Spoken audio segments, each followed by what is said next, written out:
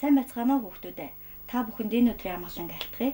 Багш нь та бүхэнд өнөөдөр тойргийн урт дугуйн талбайг олох гэсэн сэдвээр хичээл бэлтгэж ирлээ. Тэгэхээр юуны өмнө хүүхдүүд та нар өмнөх ангидаа тойрог ба дугуй гэсэн ийм хичээл үзсэн байгаа. За тэгэхээр бидний амьдралд аливаа зүйлийг хэмжих янз бүрийн тохиолдлууд гардаг. За энэ дотор жишээлх юм бол би та бүхэнд хэдэн зүйлүүдийг үзүүлье. За жишээлбэл энэ бол скотч байж байна. Бид нэр скотчийг янз бүрийн юм тогтооход ашигладаг. За скотч маань ингээд янз янзын юм хэмжээтэй байгаа. Ийм хэмжээтэй тийм ээ байгаа. За өшөө бид нар хэрэгэлдэг диск байж байна. Энэ диск. За мөн стакан тийм ээ жуус буюу цаагаа хийж уудаг стакан. За мөн хоол иддэг буюу эсвэл цайны юм диз тавг байж байна тийм ээ. За тэгэхээр эдгээр дүрсийг бид нар ингээд ажиглахад эдгээр дүрсүүд маань бидний амьдралд банк тохиолддог зүйлүүд байгаа. Энийг ямар хэмжээтэй вэ тийм ээ гэдгийг хэмжих шаардлага биднэрт заашгүй гардаг. Тэгэхээр эдгээр дүрсүүд нь бүгдээрээ тойрог дугуй хэлбэртэй байгаа. Тэгэхээр энэ дугуй хэлбэртэй энэ дүрсүүдийнхаа уртыг яаж олдгийг, талбайг нь яаж хэмждэг гэдэг талаар бид нар өнөөдөр санал бодлоо солилцох гэж байна. Тэгэхээр багш нь өмнөх хичээлийн сэргээх зорилгоор скотч тавьж агаад нэг нь тойруулаад зуръя. За. Хүүхдүүд та бүхэн ч гэсэн багшаагаа дагаад хийгээрэй. За. Скотч тавиад зурхад миний ийм дүрс гарч ирлээ. За энэ дүрсийг бол бид нар өмнөх хичээл дээр тойрог гэж үзсэн байгаа. Тийм ээ өмнө ангидаа. За энэ тойрог маань өөрөө төв гэж нэрлэгдэх цэгтэй байдаг. Төв гэж нэрлэгдэх цэгтэй. За энэ цэгийг бид нар O ус гэж тэмдэглэдэг. O ус гэж тэмдэглэдэг. За тэгвэл тойргоо бид нар битүүлээд тийм ээ яг энэ зураасныхаа дагуу тойруулаад ингээд зурх юм бол биднэрт бол үүсэж байгаа дүрсийн дугуй гэж нэрлэдэг. Тойргийнхоо энэ хүрээгээр тийм ээ тойруулаад хаачлаад авах юм. За тойргийнхоо төвийг би тойргийн нэг цэгтэй холбоод багш нэг зураад үзье. За энэ тойргийн төвөө энэ цэгтэй холбоод ямар ч хамаагүй цэгтэй холбоод ингээд зураад үзье. За тэгэхээр энэ хоёрын хооронд ийм хэмжээ үүсэж байна тийм ээ. За энэ хэмжээг бид нар радиус гэж нэрлээд R ус гэж тэмдэглэдэг. За энэ тухай өмнө нь үзсэн учраас багш нь сэргээгээд явж байгаа. За тэгвэл би тойргийн төвийг тойргийнхоо цэгтэй холбож үзсэн бол одоо би тойргийнхоо хоёр цэгийг хооронд холбож үзье. Дурын хоёр цэгийг. За багш нь шугам тавьж байгаа зүгээр л татчихъя. Тийм ээ зураад үзье. За тэгэхээр тойргийн энэ хоёр цэгийг хооронд нь холбосон энэ хэрчмийг бид нар юу гэж нэрлэдэг вэ? Гэвэл хөвч гэж нэрлэдэг байгаа. Хөвч. За энэ тухай бид нар өмнө нь үзсэн байгаа. За хөвчөөр хязгаарлагдсан тойргийн энэ гадна талын энэ хэсгийг бол ном гэж нэрлэдэг. Ном гэж нэрлэж байгаа. За энэ маань хөвч байгаа. Хөвч гэж нэрлэдэг. За тэгвэл энэ хөвч маань хаанч бид нар тойргийн хоёр цэгийг холбож зурж болох учраас энэ хөвч маань тойргийн төвийг дайрвал яах вэ гэж багш нь хэлье. Тойргийн зурыг за ингээд зурчих. Тойргийн төвийг дайруулад зурлаа. За бас нэгэн хөвч үүсгэлээ. Энэ хөвч маань өмнөх хөвчөөсөө юугаараа ялгаатай вэ гэдгийг бүгдээрээ ажиглаад үзье. Өмнөх хөвчөөсөө юугаараа ялгаатай вэ? Тойргийн төвийг дайрснараа ялгаатай байгаа. За тэгвэл энэ тойргийн төвөөс тойргийн аль нэг цэг хүртэлх энэ зайг радиус гэж нэрлэдэг байгаа. Тэгвэл эндээс харж байхад энэ радиусыг 2 дахин авсантай тэнцүү байна.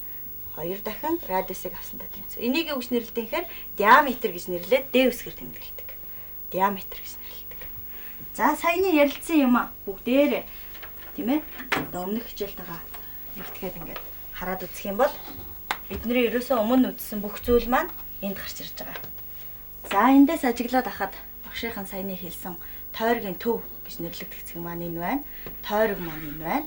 За тойргоос гадна хавтгай хэсгийг дугуй гэж хэлнэ гэсэн. Дугуйн төв, тойргийн төв хоёр давхцдаг. За энэ тухай бид нар дугуйн талбай үзэхдээ дахиад давтаж үзэх болно. За тойргийн төвөөс тойргийн аль нэг цэгтэй холбосон энэ хэрчмийг төвийг энэ аль нэг цэгтэй холбосон энэ хэрчмийг бол радиус гэж нэрлэдэг байгаа. Радиус. За радиусыг 2 дахин авах юм бол диаметр болдог. За диаметр маань бас юутай адилхан гэж бид нар сая ярилцсан бэ гэхээр хөвч тийм ээ. Тойргийн хоёр цэгийн хооронд нь холбосон энэ хэрчмийг бол хөвч гэж нэрлэж байгаа. За хөвчөөс хоёр хөвчийн одоо энэ хоёр цэгийн хоорондох тойргийн инүүхэн хэсгийг бид нар ном гэж нэрлэдэг. Энэ маань бидний одоо хүүхдүүд та нарын тоглох туртай нумтай маш төстэй байгааг хүүхдүүд та нар ажиглаж байгаа баха. За тэгвэл бид нар өмнөх хичээлдэр үзсэн энэ тойрог дугуйн тухай мэдлэгээ бид нар баттгаад авчлаа. Одоо тэгвэл бид нарт энэ тойргийн урт гэж юу хэлээд байгаа юм бэ? Тойргийн уртыг хэрхэн хэмждэг вэ гэдэг тухай бүгдээрээ ярилцаа. Энэ тухай одоо ярилцъя. Тэгэхээр энийг ярилцахын тулд одоо бүгдээрээ өнгийн цаас сонгож аваад саяныхаа зурсан одоо энэ дүрсийг хайчлаа. Тэгэхээр бид нарт юу үсэж байгаа вэ гэхээр одоо дугуй дүрс үсэж байгаа тийм ээ. Дугуй дүрс үс. За ингээд бэлтгэхэд бол надад ийм дүрс үсэж чинь дугуй дүрс тийм ээ. За тэгэхээр энийг нэлээд хатуу цаасан дээр хүүхдүүд та нар бэлдэж үзээрэй. Хатуу цаасан дээр. За ингээд хатуу цаасан дээр бэлтчихгээд эннийхээ төв цэгийг цоолоод голд нь ингээд цоолчихно. За цоолчход биднэрт хамгийн ойр юм юу байдаг вэ гэхээр харандаа маань байдаг. За тэгэхээр энэ харандаа энэ хоёроор бид нар тойргийнхаа уртыг хэмжих гэж байгаа. За тэгэхээр хүүхдүүд та нарт сонин санагдчих магадгүй л да яаж одоо хэмжих гэж байгаа юм болоо гэж тийм ээ. Тэгэхээр дугуй дүрс учраас дугуй маань өөрөө яадаг вэ гэхээр өнхөрдөг. За энэ өнхөрдөг энэ чадварыг бид нар одоо ашиглах гэж байна. За тэгвэл багш нь одоо энд одоо дугуй дээрээ нэгэн одоо цэг тэмдэглэн нэг буланд нь за нэгийг хавьдана. Ингээд за би та нарт харагдуулахын тулд палмастраар тэмдэглэчихье. Ингээд тэмдэглэлээ. За одоо би энийг голд нь харандаагаараа ингээд нөгөө төв цэг дээрээ гатгачихна. Ингээд хатгачихна. За одоо энийг би хаана өнхрүүлэх гэж байна гэхээр хүүхдүүд та бүхэн бол дэвтэр дээр өнхрүүлнэ. Багш нь самбар дээр өнхрүүлээ. За самбар дээр өнхрүүлэхийн тулд би самбар дээр эхлээд нэг тэмдэг тавья. Хүүхдүүд та нар сайн ажиглаж байгаарай. За энэ цэгээс одоо энэ дугуй маань өнхөрч эхлэх. За би энэ тохируулсан дүрсийнхаа энэ цэгийг энэ цэгтэйгээ давхцуулна. За маш сайн ажиглаж байгаарай хүүхдүүд ээ. За ингээд давхцуулаад одоо энийг би бөмбөрүүлнэ. За өнхрүүллээ. Тэгвэл өнхрүүлэхдээ харандаагаас салахгүйгээр харандаа маань гартаагаа ингэж холбоод тусламжтайгаар ингээд хоёулангийнхан тусламжтайгаар энийг ингээд өнхрүүлэх юм байгаа. За мултрахгүй тулд энийг маш сайн хийчих. За ингээд нэг шугамд ингээд өнхрүүлээд буцаад энэ цэгийг энд хүртэл ингээд зогсооно. За нөгөө цэг маань зогссон учраас би одоо энэ дээр тэмдэглэх гэж байна. За миний дугуй өнхрөөд энд хүрсэн байна. За энэ хоёрын хоорондох цаг багш нь одоо шугамаар хэмжиж үзүүлье. Эндээс энэ хүртэл хичнээн сантиметр вэ гэж. За ингээд хэмжсэн чинь багшийн хэмжээс нь 47.5 см болсон. Энэ хэрчим ба 47.5 см хэмжээтэй боллоо. За одоо би энэ дугуй дээрээ түрүүнд нь бид нэр ярилцсан байгаа. Диаметрээ хэмжиж үзье. Энэ дугуй маань ямар диаметртэй вэ? Тэгэхээр диаметрээ хэмжихийн тулд бид нэр одоо энэ тойргийн төв гэж нэрлэгдэх цэгийг дайрсан байх ёстой учраас энэ дээрээ шугамаа тааруулаад бүгдээрээ хэмжиж үзье. За. Ингээд энэ хоёрын хооронд хэмжихэд 14.5 см гарч байна. 14.5 см. За тэгвэл энэ саяны миний хэмжсэн тойргийн диаметр бол 14.5 см болж байна. За энэ бол бидний тойргийн урт байгаа. Тэгэхээр бүх хэмийг бөмбөрүүлээд одоо хэмжинэ гэж бол биднэрт байхгүй. Тэгэхээр энийг бид нар олдог одоо ямар арга байна гэдэг, арга зам байна гэдгийг бүгдээр үзье. Тэгэхээр надад их сонир санагдаж байна л да. Тойргийн уртыг энэ диаметр хоёроо бид нар хэмжээд олцсон чинь энэ хоёроор л олъё гэсэн ийм бодол байна. Тэгэхээр бүгдээрээ эхлээд тойргийнхоо уртыг диаметртай хуваагаад үзье. Ямар тоо гардыг бол гэж тийм ээ. За хуваагаад үзье. За 47.5-ыг 14.5 хуваад бүгдээрээ үйлдэлээ. Өмнөх одоо хичээлээ давтаад хийгээд үзье. 14.5. За хоёулаа 10-ны орноор оронтой байгаа учраас хоёуланг нь 10 дахин ихсгэж болно. Тэгэх юм бол бидний бодлого маань 475-ыг 145-д хуваасантай тэнцэнэ гэсэн үг. За ингээд хуваагаад үзэхлээр энд юу ногдож байна гэхээр 3-аар өгвөл ойролцоогоор 3-аар өгвөл харах гэдэг юм тийм ээ. Тэгэхээр 3-5-ын 15, 3-4-ийн 12, 13, 3-1-ийн 3 гээд 435. За ингээд хасъя. За 40. Тэгэхээр 10-ын бутгыг тийм ээ. Одоо 10-ны хэсгээр нь бүхэл хэсэг нь хуваагдаад дуусчлаа. Одоо 10-ны хэсгээр. Тэгэхээр 435 дотор 3 оногдож байсан бол 400 дотор ойролцоогоор 2 дахин ногдох гэдэг. Тэгэхээр 2 5-ын 10, 2 4-ийн 8 буюу 9, 2 1-ийн 2 гээд 290. За энэ мэтчлээ энийг цааш нь ингээд хуваагаад ээж бид нар болно. Хуваагаад ээж болно. За мөн дахиад өгөөд ингээд хуваачна. Тэгэхээр ойролцоогоор энийг 10-ны орноор тойромлох юм бол 3.2 одоо ойролцоогоор гарч ийн. За тэгвэл өөр нэг тойрог дээр бүгдээрээ энэ тухай үзье. Өөр нэг тойрог. Дугуй дээр авч үзье. За тэгэхээр надад дахиад ингээд энэ шиг хайчилчихсан ийм хоёр дугуй байна. Энэ хоёр дугуйг бүгдээрээ ярилцаад үзье. За эхний дугуйг мөн адилхан түрүүнийх шигээ би тэмдэглэнэ. За нэг газар нь тэмдэглэж эхлэе. За хүүхдүүд та бүхэн мөн дэвтэр дээр аавна. Тэгэхээр миний энэ дугуй талбай хэмжээ нэлээд том юм шиг байгаа учраас би ийм утцаас сонгож аваад одоо энэ дээрээ гүйлгэх гэж байна. За мөн харандаагаараа голдон хатгачихна. За цаасан дээрээ мөн тэмдэглэнэ. За би нэг газар тэмдэглэчихье. За үүнийгээ хүүхдүүд та нар бол дэвтрийн дөрвөлжин шугамтай дэвтэр дээр одоо тааруулах учраас хүүхдүүд та нар харж байгаарай. За одоо дэвтэр дээрээ та нар яаж өнхрүүлэх вэ гэхээр энийг ингээд бүтэн одоо өнхрүүлнэ. За ингээд ирлээ. За энэ ирсэн газараа багш нь тэмдэглэчихье. За энд ирсэн байна.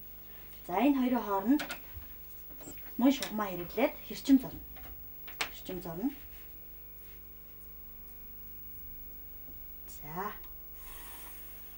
За энэ хэрчмийнхаа хэмжээг авъя.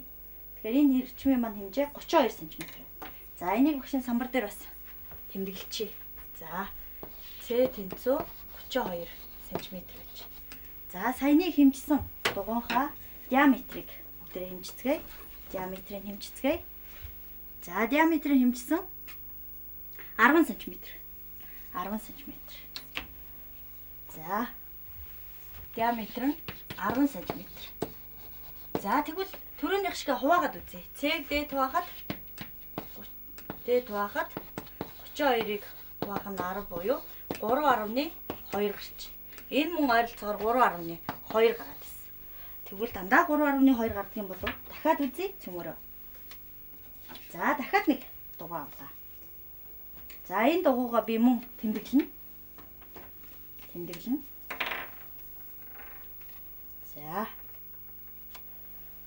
За тэмдэглэснийг би мөн харандаагаараа тийм ээ цоолоод бөмбөрүүлнэ. За цаасан дээрээ мөн тэмдэглэх байгаа. За би бас нэг хамаагүй газар тэмдэглэчлээ тийм ээ. За эндээсээ өнхрүүлээд үзье. За өнхрүүлээд яг нөгөө цэг дээрээ ирэхээр зогсоо. За одоо энийг би тэмдэглэнэ. За одоо энэ хоёрын хооронд мөн хэрчим татаад хэмжиж үзье бүгдээрээ. За хэрчим татлаа. За хэмжихээр 29.5 см болж ойролцоо тийм ээ. За тэгвэл 3 дахь нь 29.5 см боллоо. За тэгвэл диаметр нь хэд гэдгийг бүгдээрээ үзье. Диаметрийг шалгаж үзье. Хэмжээд. За диаметрийг ингээд хэмжсэн 9.5 гарч байна. 9.5 см. 9.5 см гарч байна. За мөн цэг дээд хуваагаад хэд гарах нь вэ гэж 29.5-ыг хуваах нь 9.5. За мөн саяныхаа үйлдэлийг дахиад хийн. 29.5-ыг хуваах нь 9.5. Мөн 10-ны орноор томилсон учраас 10 дахин ихсэхэд 295-ыг 95 хуваасантай адилхан болно. За хэдээр өгж болох вэ хүүхдүүдээ? Бодоод үзтээ та нар. За миний бодлоор бол 3 багтах гээд байна да. 3 5-ыг 15. 3 9-ийн 27, 28, 285. За энд 10 бууж байна. За мөн 10-ны орныг хураах учраас энийг 100 болгоод 195 туухаар 1 95. За хаслаа. Энд 5. За гэх мэтчлэн ингээд цааш нь хуваагаад явна. Гэтэл ойролцоогоор энэ болохоор 3.1 гарч байна. За одоо бүгдээр 3 хариугаа шинжилээд үзье. 3 хариугаа шинжилээд үзье. Эхнийх нь 3.2, дараагийнх нь бас 3.2. Дандаа 3.2 гараад идэг юм уу гэтэл 3 дахь тойргийн маань хэмжээ болохоор 3.1 гарчлаа. За тэгвэл хүүхдүүдээ эндээс бид нар юу хэлэх гэж юм гэхээр тойргийн уртыг диаметрт нь хуваахаар ойролцоогоор нэг тогтмол тоо гардаг юм байна гэж. За энэ тоо маань ямар тоо байдаг юм бэ гэдгийг багш та бүхэнд хэлээд өгье. Энэ бол пи тоо гэж нэрлэдэг 314 гэсэн ийм тогтмол тоо байдаг. 314 гэсэн тогтмол тоо байдаг. За энэ тоо маань тойргийн уртыг олоход биднэрт туслах хамгийн гол туслагч маань байгаа. За тэгвэл одоо бүгдээрээ бүх үдсэн зүйлээ нэгтгэхэд нэг зүйлийг ажиглаад дүгнэлт гаргая. За тэгэхээр бид нар сая тойргийн диаметрийг тойргийн уртыг диаметрт нь хувагаад пи гэдэг тогтмол тоо гардаг гэдэг энд гаргаад ирсэн тийм ээ. За тэгвэл цэг буюу С гэж нэрлэж байгаа маань тойргийн урт байгаа. Тойргийн уртаа диаметрт нь хуваахаар пи тоо гардаг юм бол тойргийн уртаа олъё. Яаж олох вэ гэж. Тэгвэл эндээс харж байхад пи тоогоо диаметрээр үржүүлчихвэл тойргийн урт гараад ирнэ. Тэгэхээр бид нар заавал бүх дүрсийг өнхрүүлж, бөмбөрүүлж хэмжих шаардлага биднэрт гарахгүй нь. За тэгвэл энэ томьёоны тусламжтайгаар бид нар одоо тойргийн уртаа олж болох юм. За өмнө нь бас үздсэн байгаа. Диаметр гэдэг маань өөрөө юутай тэнцвүүлээ? Диаметр гэдэг чинь радиусыг 2 дахин авсантай тэнцүү гэж бид нар өмнө үздсэн байгаа. Тэгвэл диаметрийн оронд энийг орлуулаад тавьчих. Тэгвэл биднэрт ямар тоо гарч байна вэ гэвэл пи тоог үржих нь 2r болно. 2r болно. За энийг бид нар математикийн хичээл дээр ер нь стандарт дүрс гэж өмнө нь үздсэн байгаа. Тоо илэрхийлэл эсвэл тоог стандарт дүрсээр бичих гэж ингэж үздсэн байгаа. Тэгэхээр энэтэй холбоотойгоор энийг стандарт хэлбэрээр яаж бичдэг вэ гэхээр ерөөсөө тойргийн уртыг олохдоо бид нар 2-ыг үржих нь p, үржих нь r гэсэн томьёогоор олдох юм байна. Энэ бол бидний тойргийн уртыг олох гол томьёо маань байгаа. За хүүхдүүд та нар энэ томьёог маш сайн тогтоож аваарай. Бид нар сая өөрсдөө гаргасан учраас энэ томьёог тогтоож авах нь зүйтэй. За одоо бүгдээрээ энэ дүрстэй энэ одоо тойргийн урт олох энэ бодлоготойгоо тийм ээ энэтэй холбоотой одоо бодлого ботё. За тэгэхээр хүүхдүүд та нар паркт очиж тоглох дуртай. Тэгэхээр бүгдийн паркаас хамгийн том тоглоом бол алсыг харагч байдаг. Тэгэхээр алсыг харагчаар бид нар тоглохдоо яадаг вэ гэхээр суугаад эргээд бүтэн тойрсныхан дараа буудаг.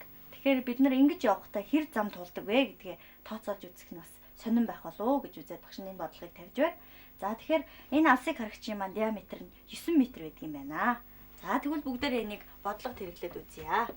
За нэгдүгээр бодлого. За тэгвэл алсыг харагчийн маань диаметр 9 м байдаг юм бол энэ алсыг харагчийн маань одоо урт нь тийм ээ тойргийн урт нь хэд байдаг вэ гэж бүгдээр олъё. Тэгэхээр эндээс харж байхад биднэрт одоо үдсэн зүйлүүдэд эмхэтгээд харахад одоо ийм зүйлүүд өгөгдсөн байгаа. Тэгэхээр биднэрт энэ дээрээс харж байхад бол 314 гэсэн тогтмол тоо маань байж байгаа. Энэ диаметр маань биднэрт 9 м гэдэг өгөгдсөн учраас эндээ орлуулад бид нар бодноо. За 314-ийг 9-оор үржүүлнэ. За тэгэхээр энийг үржүүлэхийн тулд бүгдээрээ мөн өмнө үтсэн хичээлээ давтаж одоо үзье.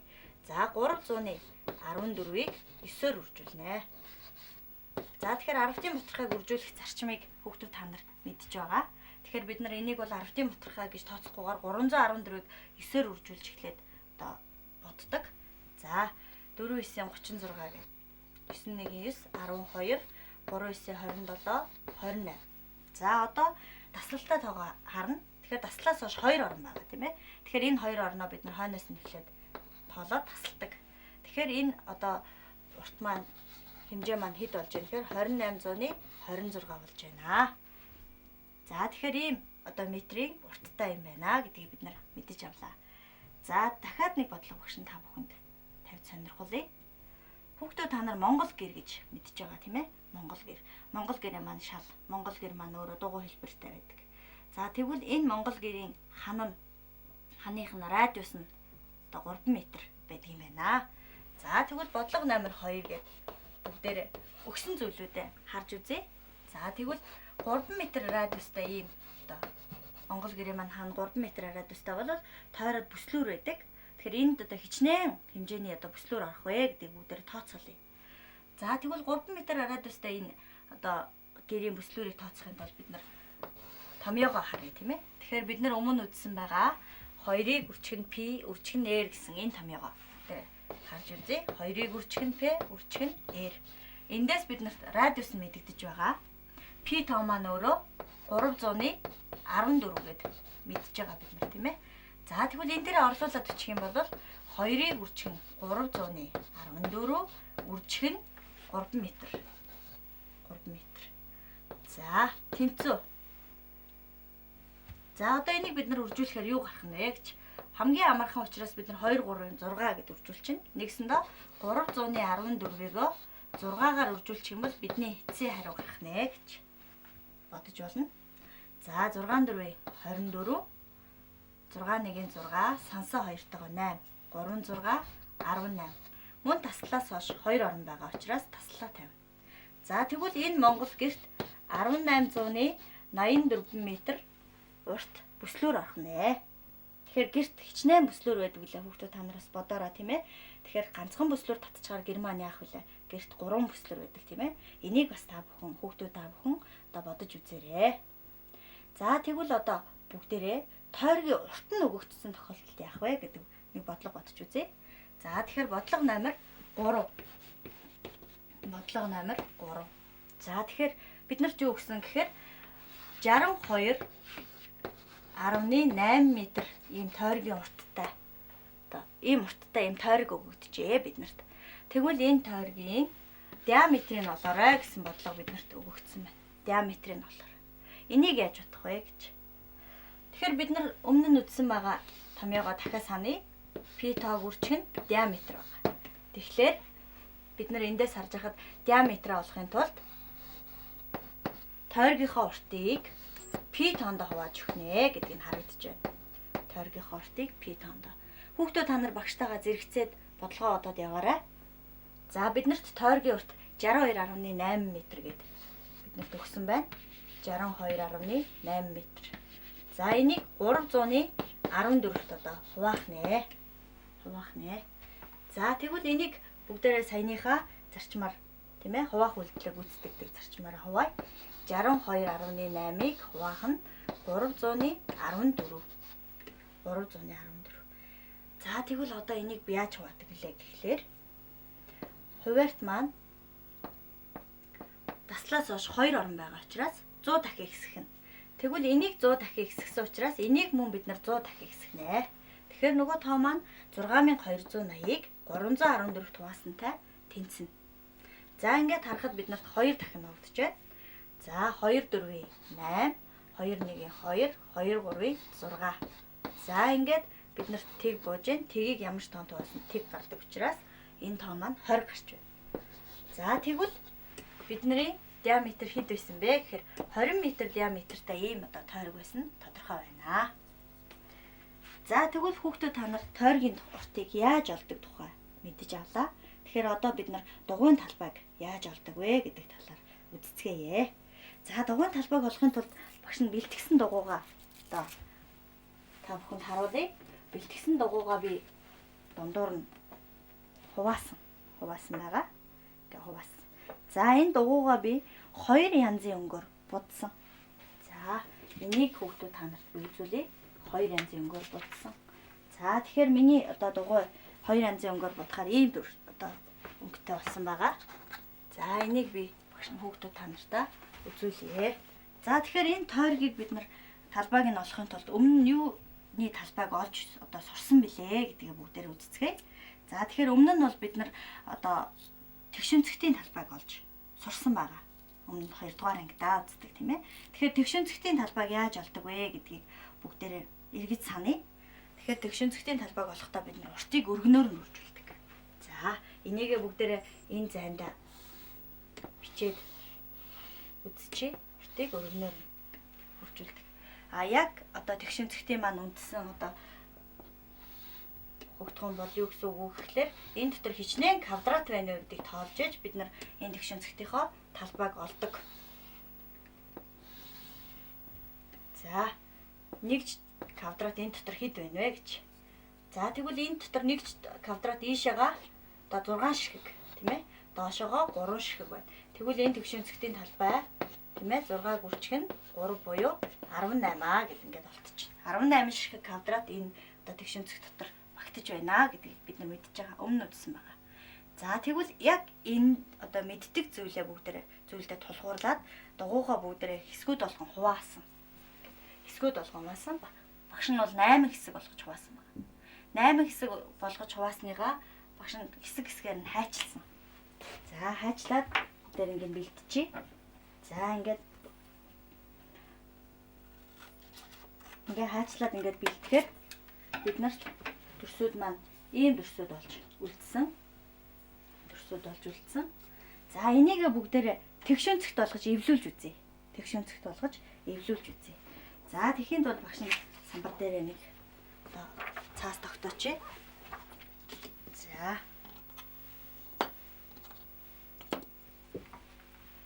За эдгээр одоо төрсүүдээ багш нь ингээд наан тэгтээ сонирхолтой болгох үүднээс өнгийн одоо солиод тийм ээ хооронд нь эвлүүлж наа.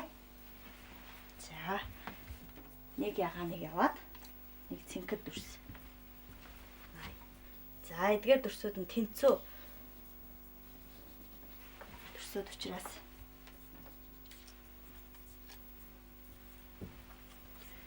ингээд радиусын хэмжээ бол адилхан байгаа. За ингээд наа чи. За дараа нь цэнхэр өнгө оруулж ирнэ. Цэнхэр өнгө.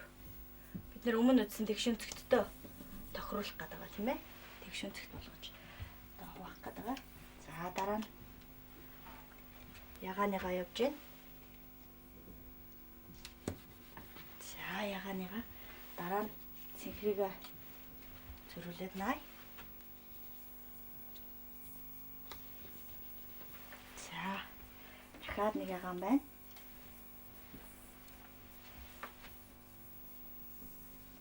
За ингээд нас одоо нэг цэнхэр үлдснийгаа би дундуур нь хуваацсан. Ягаад гэвэл тэгшүүн цэгт болгохын тулд хоёр талд нь байгаа энэ хагас зайнуудыг нөхөхийн тулд хуваацсан байж байгаа. За нэгийг би энэ талд нь аач. Нөгөөдгийг нөгөө талд нь аач. За ингээд харахаар бидний нөгөө дүрс маань тэгшүүн цэгт хэлбэртэй болж чадж байна уу гэдгээ бүгдээр ажиглая тийм ээ. Тэгшүүн цэгт хэлбэртэй болж чадж байна. Гэдгийг ажиглая. За миний саяны одоо наасан дүрс маань ийм хэлбэртэй одоо болж явах ёстой. За хажууд нь би зургийг харьцуулаад тавьчих яа. За юм байна. За бүгдээрээ цөрөөнийхөө тойргийг ажиглаад дугуйг ажиглаад харахад бол